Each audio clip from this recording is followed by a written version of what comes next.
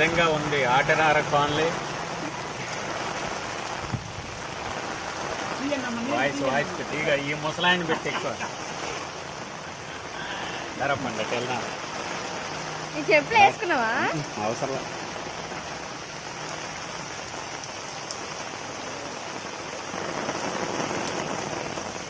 దయచేసి రాజకీయ నాయకులు వచ్చి ఈ వాటర్ని తొలగించాలని కోరుకుంటాను.